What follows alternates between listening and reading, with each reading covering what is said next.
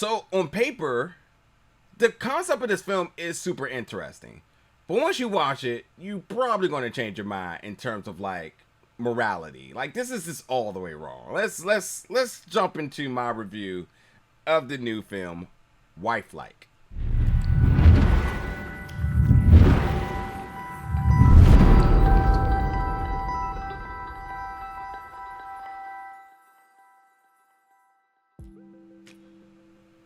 What's up, folks, and welcome back to the channel today for another review. And today we're reviewing the film WifeLike, which is coming to theaters and digitally August 12th.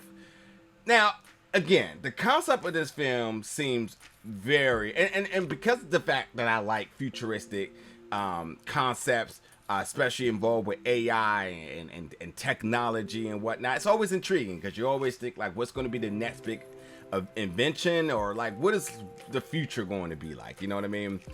And I like a good sci-fi film, like that's just what it is. And like the cast itself, I you know, a couple of names I was familiar with that I was interested in see, you know, what their roles would look like in this film. So there was enough intrigue to get me in the door. And then again, like I said, the concept of the film is certainly interesting, but when you watch it, I think it's just morally wrong. And you know, that's just my personal feelings and whatnot, but I don't think that takes away from a film by any means. But I just know that like this film had me kind of yelling at the screen at certain points, like, hey, like this is kind of messed up, you know what I mean? But let's talk about it. First of all, this film is about Meredith, who is this artificial human. I mean, she's an android. That's just what it is. And she's a companion to a widowing husband. Yeah, because she becomes the wife in William, who lost his wife, but you can get an artificial human to be your companion to kind of help you smooth things over, and you kind of inherit the duties here. In this case, well, she becomes the wife to the void that's missing in his life. Now, the thing is that these companions are designed to replace the wife and or act like the wife, because that's sort of the thing. With the right money, you can have a happy life. Upgrade your wife, upgrade your life is the slogan that this company WifeLike uses and whatnot. But here's the thing. You also have a group of folks who are trying to fight AI exploitation and sabotage their entire program. Now, Meredith happens to be a android that is kind of toting that line between, you know, becoming a companion, but have lost all of her memories. So now she's slowly starting to remember things, and things around her are also starting to trigger her in terms of helping her remember where she came from. You know, how did she become an artificial human, and ultimately, why is she the companion? You know what I mean? Because essentially you're supposed to come into this and not care. You're supposed to do your job, and that's that. But she's a little bit different, and that's part of the journey. Now, Meredith is played by Elena Kampouris, who I thought did a spectacular job in terms of capturing this robot feel and aesthetic and just mannerisms and everything. I thought she pulled the robotic look off amazing, and I was very compelled to her the entire time. And I have to say that this is important. Along with her pulling off this like robotic look, she pulls off sexy really good, because at times she becomes that wife and you're really convinced that like she is like a human. And then there's times where she goes back into the robotic form and look and like that dead stare. So like her like toting between like really feeling like a human that, you know, helps in terms of the companionship with Will, to her going back to this robotic look, an android who's essentially lost and doesn't know where they came from.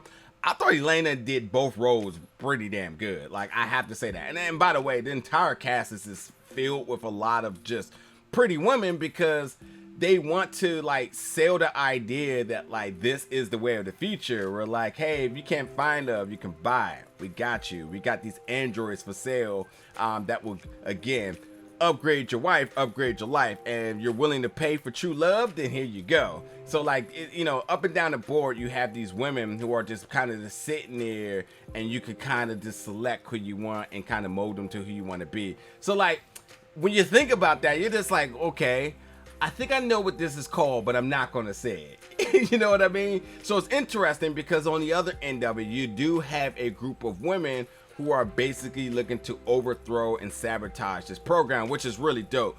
That brings in a particular character, CJ, played by CJ Perry, formerly known as Lana, who is Holly, who is, you know, I've always been very fascinated about seeing where CJ Perry acting career would go. So seeing her in this role, I was like, seeing her casted, and then seeing her role, I was like, okay, I want to see what she is. At first, it seemed a little vanilla because she was just a companion, but it becomes a lot more. So I want to throw that out there because I want you to think like, hey, there's not just people that's just sitting here just as like models and whatnot. Like there's a little bit of depth to these characters, and I feel like this film is sort of opening the door for a sequel. So like, consider that this film is the opening chapter to this world that they're trying to build. So you will see a bunch of just women who are basically pawns in this film, just kind of sitting around, you know, in terms of being part of the program and don't do much. And then you actually start to see how their arc begins, and that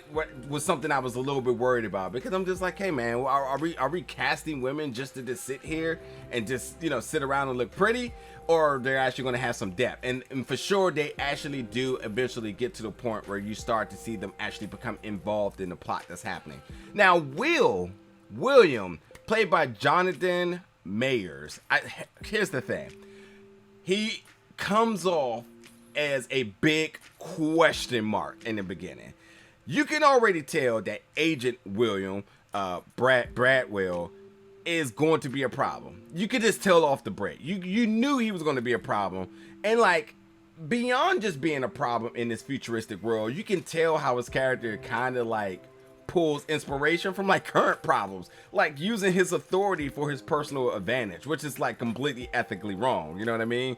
And the fact that he's also involved in the program, he has a companion wife, but he also is part of making the program work and being like the token poster person for the program. It's just all sorts of wrong. Like however you look at it, it's just all sorts of wrong. So, you know, you can tell that he was going to be a problem, and watching the character arc is just completely infuriating. Like, I'm just mad with this character the entire time. But Jonathan does a really good job in sucking you in and making you mad. Like, he comes off as the villain easily, and without a doubt, you're going to definitely not be happy with him through the duration of this film.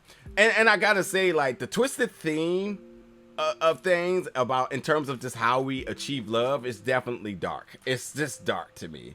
And then the idea, the concept that like people can pass and then you can like basically reincarnate them as androids and place them into and place their likeliness and then their behavior all into these artificial bodies is definitely like a weird thing. And then you can erase their memories if you must, and then they just have to obey you. Like they're basically, I'm not gonna say that word either, but like they're just here to just obey and do what you tell them to do.